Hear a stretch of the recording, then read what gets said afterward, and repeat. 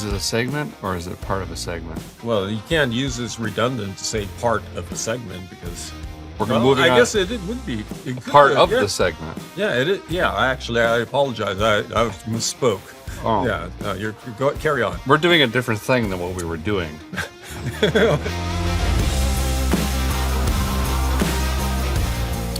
Welcome back to In the Aisles, presented by O'Reilly Auto Parts. I am your unreliable host, Derek Bieri. Today I have a huge show, but first a reminder, please, if you're not subscribed and new to the show, go ahead and hit that bell and the other stuff for O'Reilly Auto Parts and Vice Grip Garage so you don't miss any cool content like this right here. This show is going to be amazing. I have the one and only Dulcich here. Oh man, what a build-up, Derek! Wow, I'm overwhelmed. Well, I appreciate you doing this. Yeah. There was some confusion. We said we're ready to do the podcast, and you're like, now? And it was like, right now. Right now, yeah. I mean, I was just crawling under the car back here in the background, wrenching on it, and the next thing you know, we're chatting. Here we are. We should explain this. So you were literally just putting brakes on Vanishing Paint. Yes. Like 3 minutes ago. This is a car that I bought years and years ago, actually, before you owned it, and later on, David Freiberger, who co-hosts a couple of shows with me. But I paid $300 for it and parked it out back, and I wasn't going to do anything with it. And you've done a lot. I've got to talk to Freiberger because the markup was steep. Yes? I'm telling you, from $300. But no, does it feel weird to be working on your old car now in Vice Grip Garage in Tennessee, and it's traveled across the country essentially, and now we're doing, I think I can say this, a 6-speed swap in this. Yeah, that's going to be just amazing to try that out. Yeah, it's going to be a lot of good. fun. Yeah, but no, I mean, to me, I moved on. I have a lot of other cars, and So David enjoyed it. We did a lot of work on it to get it running and driving, and then now look at the upgrades you're doing, the 6-speed and handling and braking performance. So it doesn't make you sad. You don't have any animosity either. Okay. Yeah, Well, good. Well, I'm glad. I was going to take you outside, but You can check this out if you're interested in watching this episode with Dulcich and Roadworthy Rescues Season 2. I don't know the correlation between this and that and there because the interwebs, but it's just figure it out, I guess is what I'm saying. I've got to ask you, Steve, right away. Okay. What is your favorite aisle in O'Reilly Auto Parts? This is a rhetorical question. You're trying to throw me a curveball. The performance section. Okay, all right. They have a whole dedicated performance section. And that's where you go to have fun. It's pretty good. Yeah. Did you know this? They have a lot of the Edelbrock stuff on the shelf, but you can get Holley stuff. Didn't we get a Holley for the Coronet? We did. Yeah. Yep. Yeah, it was a Holley carburetor. You can actually get even the sniper kits. Really? there. Yes. Wow. The master kits, everything. Yep. It's like local speed shop, which is pretty good. I have to say, it's not bad at all. Well, the other thing is, if you want something, they can usually get you what you want. This is true. Order it in, like some pretty specialized speed equipment. So it is kind of like having a neighborhood speed shop in a way. Yeah, for sure. Did you know that the O Rewards moved to text notification now? No. You don't have to dig through your emails and print stuff and do all that. It literally just goes ding. Hey, you got $30 or $15 or whatever. You hold your phone up and they scan it and you got a discount. It works really well for a lazy guy like me. Oh, man. I never even opened my email, so that'd be useless. That was my problem, is I have stacks and stacks of them, but I don't know how to bring my whole computer into the store to say, here, I have rewards in here somewhere. Yeah, This that's is a good point. way easier. So we're talking about my current project, Vanishing Paint. Let's talk about your current project. What's going on at the Dulcich farm? Oh man, I've got all kinds of projects, like way more than I can handle, believe it or not. But I mean, right now what I'm doing, I bought it.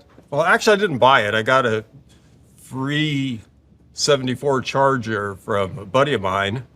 Every panel of the car is all smashed up because it was in a yard, and I think, careless moving cars around and stuff, it just got all bashed. Are we talking whiskey dents or just residency dents? Like just was scrubbed into and bumped into and... Yeah, scrubbed into. It's pretty bad. I got all fiberglass front end for it and deck lid. Oh, wow. Now I got to find 2 doors. So I'm basically replacing the whole car.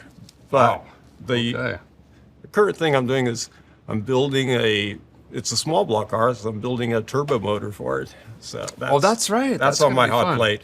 You're going to do a small block turbo, right? Yeah. Yeah.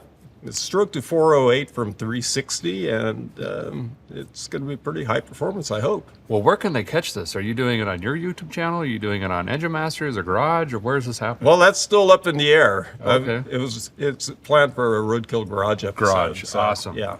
That'll be pretty cool. I'm interested in seeing a lot about it. Now, you said you have a lot of projects. Yes. I really don't know the scope. I know that you have a lot of automobiles. Do you even know? Like, I have an issue even knowing where my projects are physically. Oh, Do you? How many do you have? well, I really don't know. I mean, That's the answer I was. yeah, hoping for. I don't. But they're all on the property. I've got two large buildings where I keep them parked, Yeah. and protected. And I've got one recent purchase that's in Vegas that I've got to go pick up as soon as I can find the time. Nice. Yeah. See, Jessica, it's okay not to know the number of cars. All right.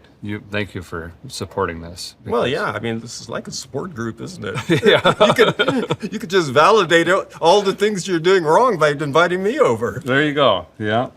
All right. We're going right through this list, man. This is awesome. Crossing stuff off and just got started.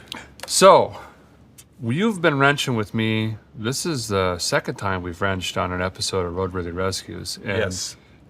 you're learning, as everyone else here knows, I have a very weird music playlist it goes from like Christmas music to jazz to outdoor ambiance to rock metal. What is your music? Like, what's in your shop? Well, I usually played 90s rock mostly, or sometimes I'll go to classic rock radio because I don't have a device with a whole bunch of music on it. I just play the radio old school and just let it ride. But Oh, you're talking FM, like frequency yeah, modulation. yeah. Okay. that's all how right. I do it. That's how I roll, man. The FM served me well, and I'm sticking with it. So I saw a picture. I can't remember where I saw it. Okay. But you had like 52 speakers in the cab with an amplifier on top or something. You went all out on this system. What Yeah. was that? Well, I've got some really large speakers. I mean, they're two 15-inch woofers, and they're about that tall, and they weigh like 200 pounds. Jeez. Yeah, they're a little tough to move around, but I have them in the shop, and a gigantic amp. That's all the guy needs, really. So, like when your local radio station advertisements are playing, you can hear it from the Dulcich farm from like 6 miles away. Oh yeah, my whole idea, my goal with the whole stereo deal, and I built up in steps, was I wanted something that could blow the roof off the shop if I course. wasn't careful, and I think I'm right there. It still has a roof, but Well, 4 ohms or 8 ohms? I think it's 8 ohms Jensen or Pioneer? on the. It's a pile amp. Well, you got a pile. Yeah. Wow. But I'm saying Jensen or Pioneer in general, if you had to choose. Oh, I see what you mean. Ooh, that's a tough choice, actually. Man, they're pretty close. The Jensen, I would have to say, just for nostalgia purposes. Yeah, I think you're right. Isn't it funny how the magnets on old speakers are like this, and now car audio today, they're like ginormous? You think they're bigger? Oh, yeah. Well, maybe not. the I don't Jensen triaxles had the 20-ounce magnet. That was Here- rock and roll. This is where we needed to go. Okay, so do you believe that different woods in the cabinets, some say like mahogany and cherry, have a different ambiance than like pine or particle board? Oh, I thought you were talking about car audio when you were talking Jensen versus Pioneer. I might have been. I thought you were. But now I'm back in the home now stereo. we're back to home. Yeah. Pine or mahogany? I mean, the obvious choice there is mahogany. What's the matter with you? You're just giving me these softball questions. First, which aisle, and now pine or mahogany? I mean, is there even a choice? Well, I didn't know if you were like an oak guy, Well, I mean, oak's probably pretty good. Yeah. Yeah. All right. Everyone wants to know, including myself, what was your first car? 71 Charger RT with the 440 Magnum. How does this happen? I mean, you ask people today, they're like, oh, I had a Toyota Celica or a 84 Ford Aerostar, or, Well, I'd already been driving for years before I bought a car when I was 16, but I was driving through town, and I didn't even know what a 71 RT Charger looked like, but it has like these big louvers on the hood and has shark gills on the doors. I was like, I was just kind of a kid, really. And You had to have it. I said, man, that thing looks just like a freaking shark. So it was $2,300, which was a lot of money back then. Yeah. And it had 77,000 miles on it, which my brother was absolutely trying to talk me out of it. He was like, hey, I'll give you 77,000 reasons why you shouldn't buy that damn car. But I still have it, you know? That's So, cool. You still have it. How many miles does it have today, you think? Oh, goodness knows. You rolled it over probably a couple times. Yeah, no, I always, whenever I rebuild, this is the third full rebuild on the car, and I'll usually reset the odometer back to 0 when I'm doing a full recondition. So I think number 3. Just full car fraud. Just straight out reset the odometer. Well, it only goes to 100K. So, Yeah, no, I'm just teasing you. Yeah. I do the same thing because then you know in your build, like I'm this far into my rebuild now. Yeah, not only that, but I mean, fresh motor, you know, go through the transmission. It's like you're starting over. You want to know how long it's been in there. Exactly. Until it blows up. And Exactly. Then you rinse and repeat. So we were talking about Vanishing Paint. I can't remember when it was, last night or the night before. And I said, how did you get that car? And you started with, well, I was in Switzerland or Sweden or somewhere. No, I was in New Zealand for a few years. New and Zealand. Somebody broke into my shop, and they took a toolbox and they took a fender off my Challenger. Yeah. So there's a fellow, there only one guy that had a Challenger that knew that I had parts for a Challenger, and so I hit him up, and he swore up and down that he didn't do it. So I said, well, okay, well, why don't you just sell me your car then? Yeah. And he said, okay, man, how much do you give me for it? And I said, I'll give you $500. And he said, what, are you trying to do me a favor? And I go, no, I'll give you $300 for it. And he said, sold. So he talked himself down. You know, I guess I was being too generous at first. Man, that's a deal. What a deal. Yeah. So we don't have to get into what you used to do for work, but obviously you've traveled, you've been out of the country, you've done all these things. So how did you end up on TV? Roadkill Garage, you've been on Roadkill, you've done Engine Masters, you've done a whole host of all the holiday shows and everything. Like we won last year, actually. Oh, yeah. That's right. The holiday special. Yeah. Yeah. How did that happen? Like, what did you knock down a door? Did you send a resume? Well, no, one thing led to another. So I was a magazine journalist for a really, really long time.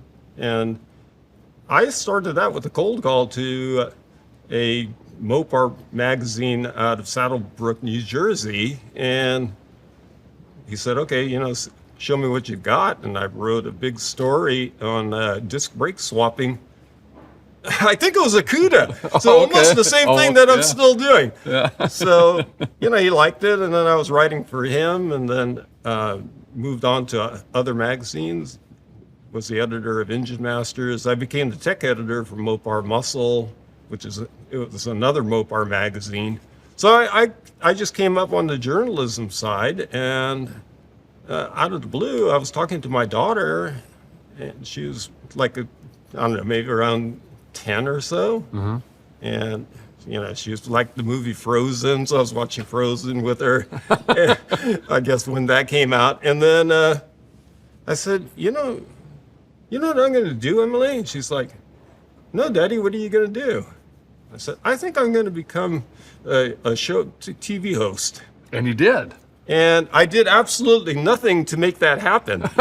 But all by itself, and she's like, really, Daddy? I'm like, yeah, that's what I'm going to do. And then just all by itself, it just kind of unfolded. So. But when she asked, you're like, oh, yeah, I worked really hard to get that. No, I just followed the steps. I just tell her it just happened by itself. But actually, what happened was my co-host on a few shows like Engine Masters and Roadkill Garage, and even Roadkill. When I do that, he was also from a publishing background. We were pretty tight buddies, you know. But he left the company to start some venture, and you know. He called me one night and he says, Dulcich. I'm like, yeah, Freiberger, what's going on? I'm depressed. You're depressed? Yeah, I'm depressed. I said, well, maybe I can make you feel better. And he says, really? How? And I said, I've got a 68 Dodge Dart. I'll give it to you. And he's like, oh yeah, That would help. that helped. Yeah, he felt better. Yeah. And then he never picked it up. It was like sitting, I kept it parked in one spot for him for 2 years. And our paths crossed at a engine building competition event that I used to run. It was called the Engine Masters Challenge. And he was there, like we worked together doing event coverage Sure. for the magazine and their websites and stuff like that. And I said, hey, David, how come you still haven't picked up your Dart? And he goes, the Dart? You still have it? I said, yeah, I've been keeping it for you. It's been 2 years, you know? Yeah. And he goes, oh man, I'm going to have to go get it. And I was like, oh, not so fast, because I'm not going to let you have it now. And he was all confused. Like, what do you mean? Well, you know, why'd you bring it up then? I said, well, because I like darts and you like Plymouth Dusters. So I think I'm going to keep the Dart and give you a Duster instead. Okay. So that was it. Did that become the crop duster?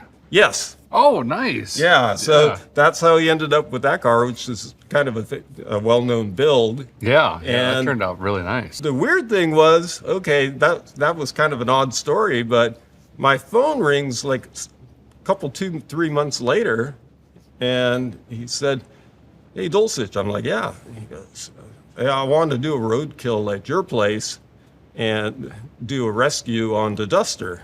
You know, had no motor, okay. no transmission. And he goes, and I want you to be in it. And I said, you want me to be in it? You're the guy who always tells me I suck on camera and I'm no good. And then he goes, nah, you'll be fine. And so we shot the show, and it was on YouTube at the time. Yeah. And the comments, a lot of people were like, hey, they liked me for some reason, you know. The Dulcich. Yeah. That's when the Dulcich started. And the rest is history. We started doing a couple of shows, but that episode 40 of Roadkill, the first episode with the crop duster, we put a 440 in it. That was my very first appearance on Okay. anything. So it just happened by itself. Wow, that's awesome. Yeah. Now we know how the Dulcich started. All the details. Yeah. Well, it makes sense. I mean, people, including myself, gravitate towards your character and charisma and positivity. And Oh, it's a lot of well, fun working with you. I like that. Yeah. Well, Yeah. man. And the knowledge. I'm humbled now. You could pick All up a these bolt and go, compliments. well, that's an OEM bolt, and this goes to the such and such. And I was getting ready to throw it away, but you're like, no, save this. I like the factory bolts. Yeah, Yeah. I do too. I'm learning that they're much better. They're good. Yeah. Yeah. Okay. Yeah. This is a question that I just need to know because I like asking people just out of curiosity. What is your all-time favorite engine in the universe? Oh boy. Well, the go-to engine to make big power is the big block Chevy.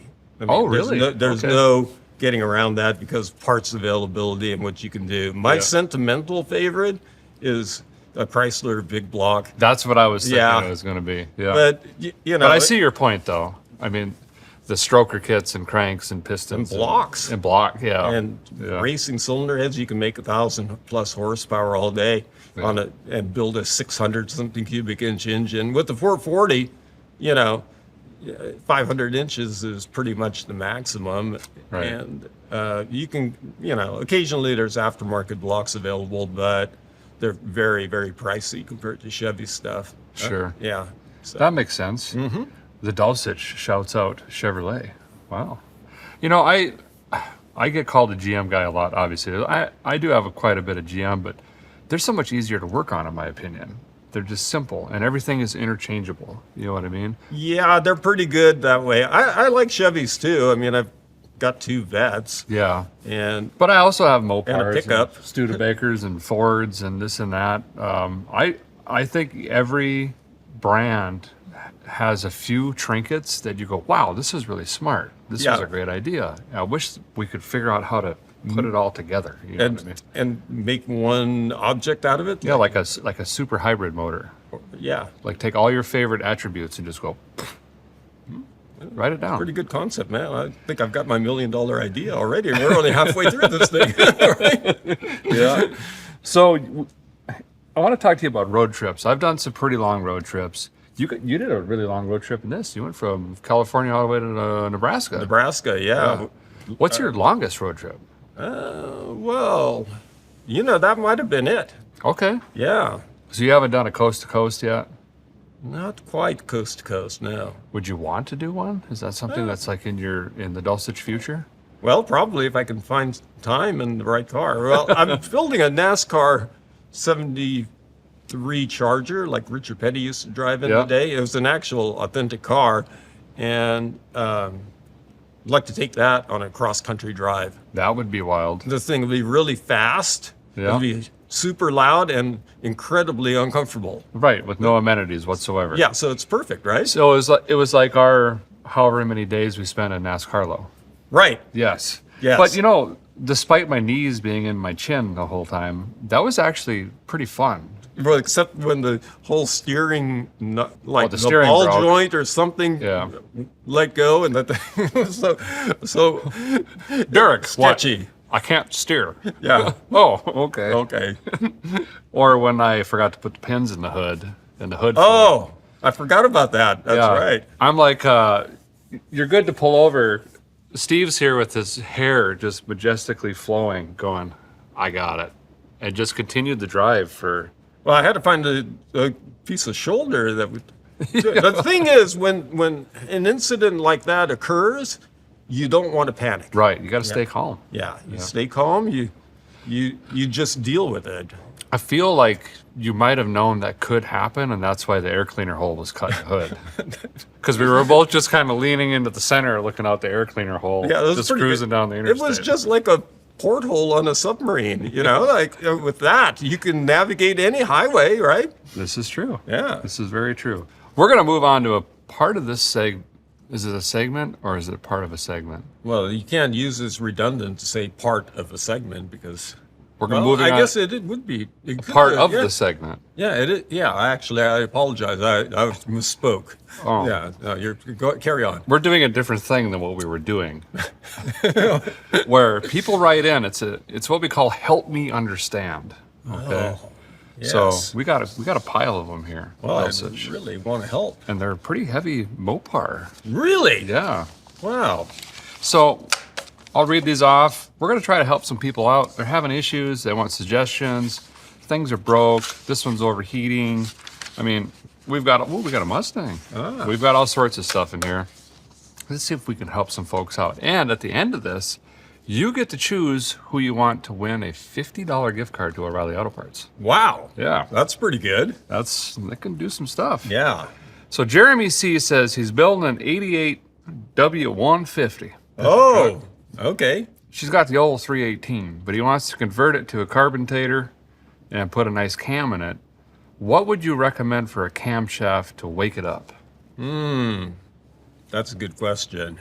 You don't really want to go overboard with the 318 because it's got small ports and it can't eat a lot of cam and have results. So. Right. And it could snowball because then you're talking you kind of need headers and then you're going to need intake and carb if you're going to feed it. No. But they want performance, so I would say you pick your poison as far as brand, but stick to something in around the 216 at 50 range on the intake.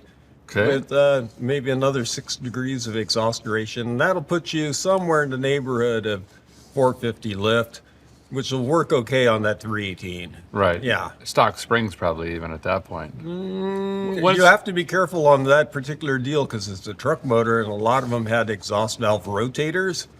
And they'll hit right into the top of the guide with a high lift cam. So you have to probably, I'd bet you good money that you'd have to swap out the retainers on the exhaust side. So at that point, you might as well put some good springs on it. Right. The Dulcich has spoken. Make sure you get springs, lifters. Yeah. Yeah. Okay. That's the cam kit, basically. There you go. Nice. You a Pontiac fan? Oh, I've got a Bonneville. Nice. Yeah, I've got a 67 Bonneville station wagon. Oh, it's a wagon even. Wagon, yeah. Did those have the death seat in the back? The back. Oh yeah, of course. Yeah. The way back. Yeah. Yeah. Those are awesome. I feel like that was the pinnacle of parenting when you could just throw goldfish crackers in juice boxes. Yeah. Like way back. Just, be quiet. It's like feeding the pigeons, basically, right? Well, that's cool. I didn't know you had a Pontiac. Yeah, I love that thing. I actually freshened up the motor and everything. Wow. Put it back together. Used to drive it to Vegas and back. Wow. Well, that's good because Stephen W. has a Pontiac. Really? He's got a 77 Pontiac Fire. Look at this thing. It's snazzy. Oh, man, I know. Wow. That's got the Smokey and the Bandit front end. It does. 77. It's got a 400 in it. He believes the heads are from a 70. It has an aluminum radiator. He's put a couple thermostats in it, new water pump, new dual electric fans, but it runs 220 to 230 degrees on the highway. And once she gets up there, she don't want to come down. Oh, no, that's too hot for my liking. It's too hot. He's flushed it. He says he's out of ideas. Help! Help. Well, he's already got the aluminum radiator. I'm curious about those electric fans because they may not be up to the capacity. I'd Up to snuff. Yeah. You probably want 3,500, 4,000 CFM on Yeah. 400. I've run 3,000 CFM as a auxiliary fan with the mechanical fan. Oh my goodness. Yeah. Check your fan CFM, and then you want to really hunt down, what's your timing? Too much timing, too little timing. You could start making some heat, Or another thing that can make you run hot is restricted exhaust. Oh, here we go. Yeah. That's a good point. It probably has manifolds because no one wants to put headers on a Pontiac 400. Well, see, that Firebird is the model with the catalytic converter in it, so Okay. that could be getting plugged up and Plugged cat, and yeah. you could be running hot as a result of that. There you go. Check your CFMs, check your time, and check your exhaust. Good luck. Beautiful bird. That thing is. looks cool. Man, maybe I shouldn't have given him such good advice. I tried to buy it off him. Need another Firebird. Engine shot. I'll buy it cheap. That's what Dulcich is saying. Yeah. Christopher B. He's got a 75 F350 with the old 460 and a C6. Okay. All right. He broke a bolt off in the thermostat housing. Oofta. Then he went to a bolt gap intake, RPM air gap. And after that, he had a wiring issue. Wasn't running. So then he replaced the wiring harness with a painless wiring harness, replaced the distributor in the ignition system. The truck runs fantastic in park or neutral, but when in gear, it has a really bad stumble off the idle. I can drive it as long as I ease into her. Otherwise, it pops, bangs, crackles, backfires. Help! Oh, well, we're going to have to offer some good advice here. Yeah. Well, you want to look at your timing curve. Make sure that the advanced mechanism's working. That if it's failed, it's going to cost you Right. acceleration. And then the carburetor, if it goes dead lean when you step on the gas, it's going to buck and cough and do everything except accelerate. So I agree with you because if you swap the intake, he's pulled the distributor, he's replaced the distributor. Oh, he has So replaced that already. Check your timing though. Yeah. You might be way lean or way advanced, or retarded. Yeah, if it And then go either way, if you're not right where you want to be, it's Yeah. just as bad. what about bad accelerator pump? Yeah, You're not getting a pump shot off the line. It's And- going to go lean and boom. that's easy to check. What kind of carburetor did he have? Did he say? It doesn't say. Well, you can just take off the air cleaner most of the time, and there'll be a couple of nozzles right on top that shoot gasoline as you work the throttle linkage. So you can see if you get immediate pump shot as soon as you move the throttle.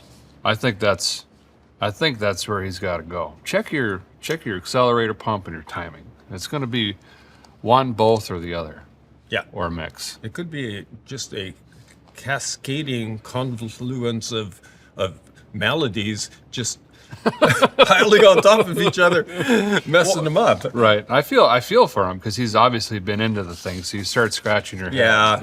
Yeah. But good luck there. Good luck, Christopher. Well, I think those are pretty good pointers you put out there. Yeah. Hugh P. He has a completely stock 1967 Mustang 289. Oh, good. It's got a stock Autolite 2100 carburetor. Oh, that's the 2-barrel. Yeah, he can't get her to idle below 1,000 without dying. It cold starts at 1,000 RPM. When warm, it goes up to 1,100. I've adjusted about everything I can adjust on the carb. Checked for vacuum leaks. There are none. Timing is perfect. Should I just leave it? It does run smooth and great, just idles high. Help! It idles high. Is his problem that he can't get it to idle lower? Yeah. I think his Throttle shafts? either the throttle shafts are leaking and worn, Yeah. or his fast idle screw is too high, because it changes from 1,100 to 1,000 after the choke kicks off, and I wonder if that screw It could be a Is- misadjusted fast idle. fast idle screw. So Yeah. you're adjusting your base idle screw, but it's not on the blade anymore. You got to back out the fast idle screw. Yeah. But those Autolites, they were common to have the shafts Yeah. waller out on them, and they suck air through the side of your carburetor. So it's So even though you think you have no vacuum leak, you really do. you do. Yeah. Hit that with some brake cleaner right on the side there. And The see brake if cleaner is a very good vacuum leaker finder. it is. Yeah. And then if that doesn't work, sell it to me cheap. It looks sharp. That's a nice Mustang. Yeah. Good luck, Hugh. I think you can get that figured out. If not, drive it. Enjoy it. 1,000 RPM. Pfft. Yeah. That'll be fine. Ooh, here's one you're going to like, Steve. Oh, really?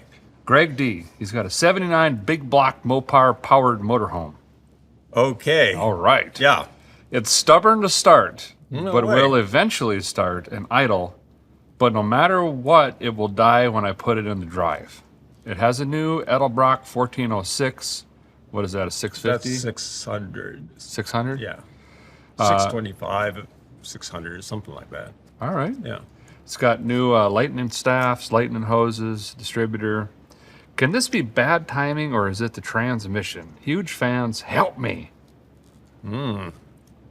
It's not the transmission. No, but it could be like, it could be timing related. I mean, does he have the vacuum advance can hooked up to manifold vacuum? And then when he puts it in gear, the vacuum drops and the timing dumps out of it at the same time?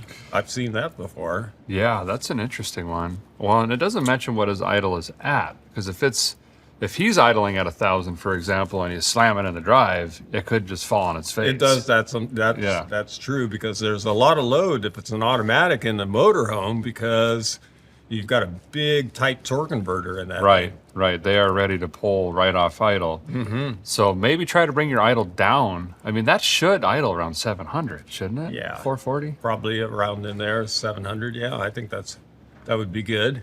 But yeah, I would definitely check your timing, check what your curb idle is at, and I would start there. It looks like you've pretty much done a whole, what do people call them, a tune-up?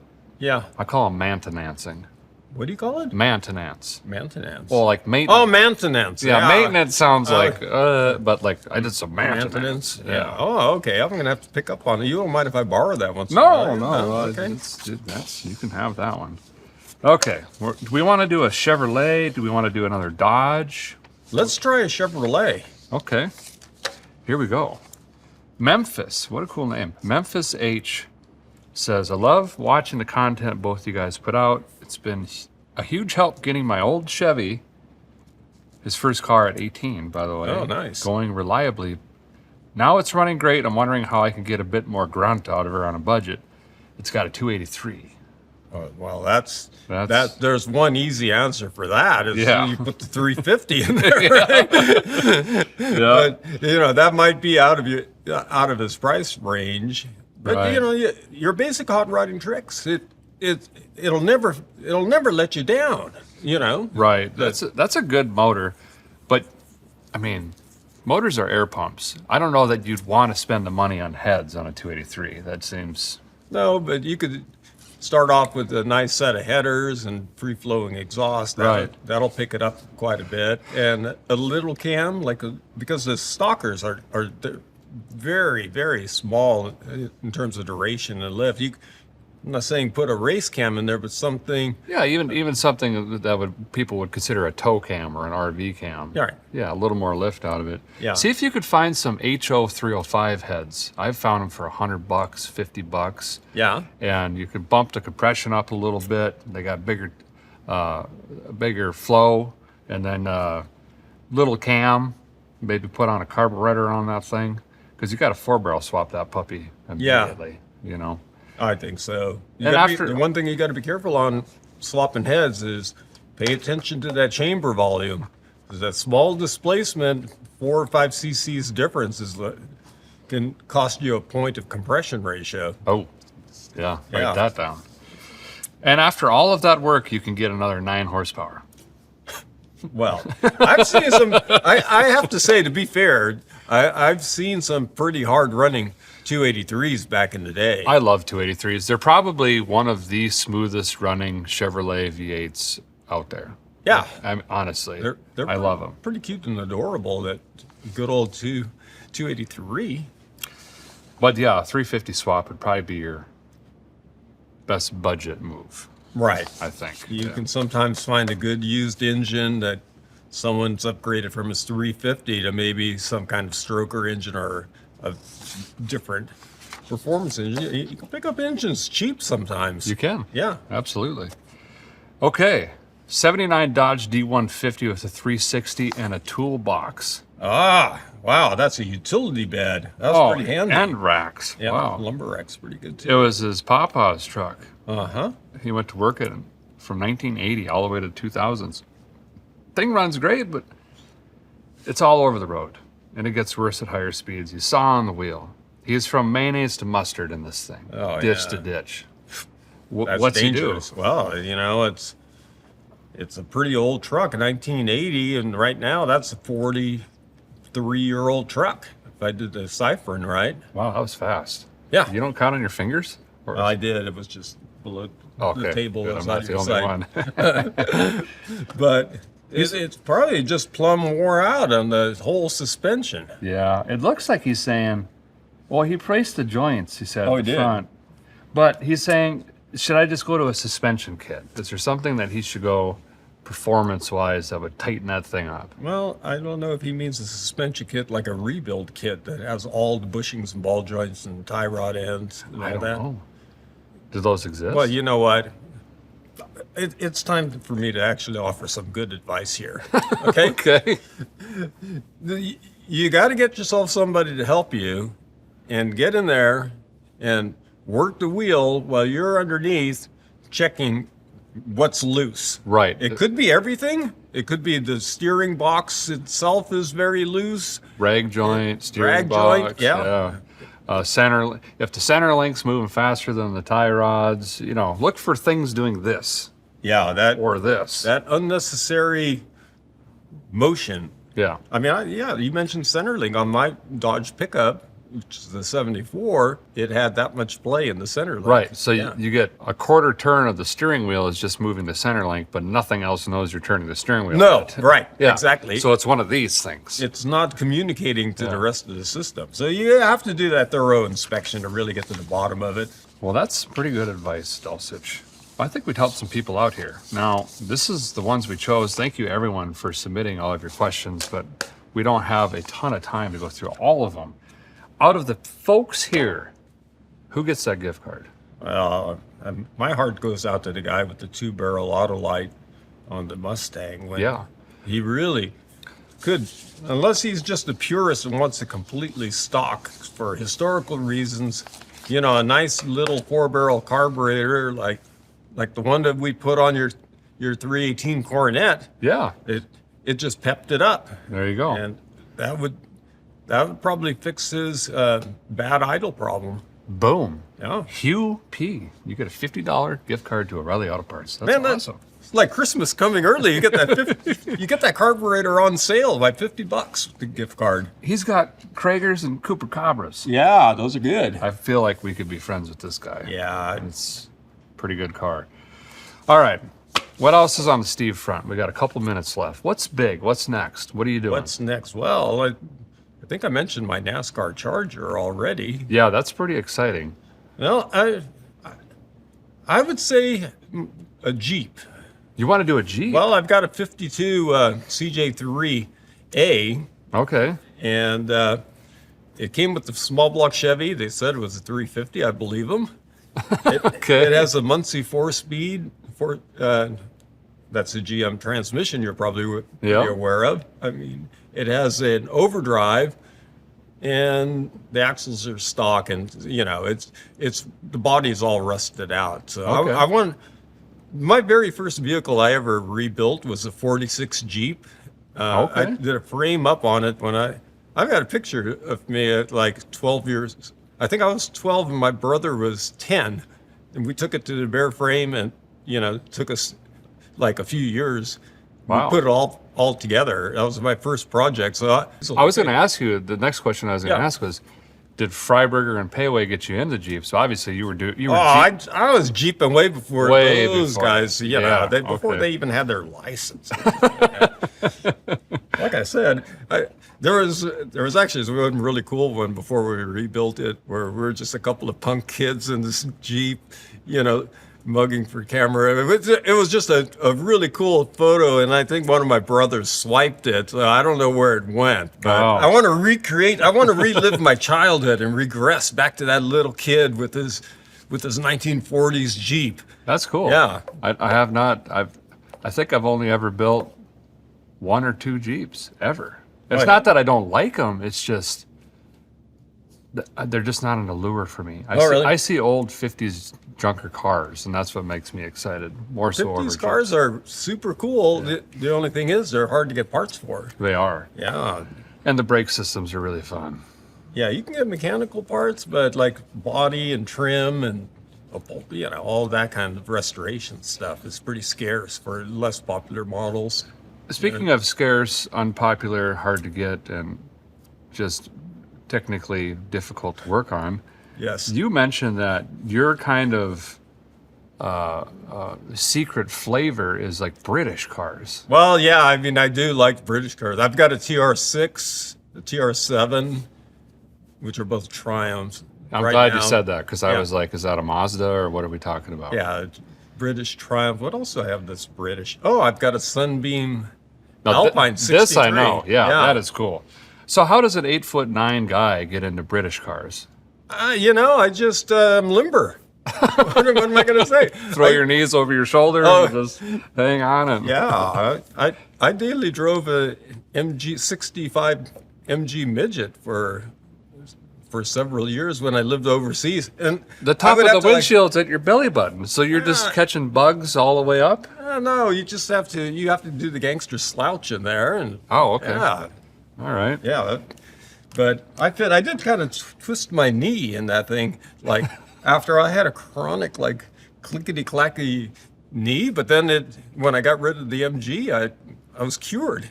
So that's why your whole leg is curved, is from daily driving an MG. Well, twisting it into the cab. That might have something to do with it. Okay. Yeah.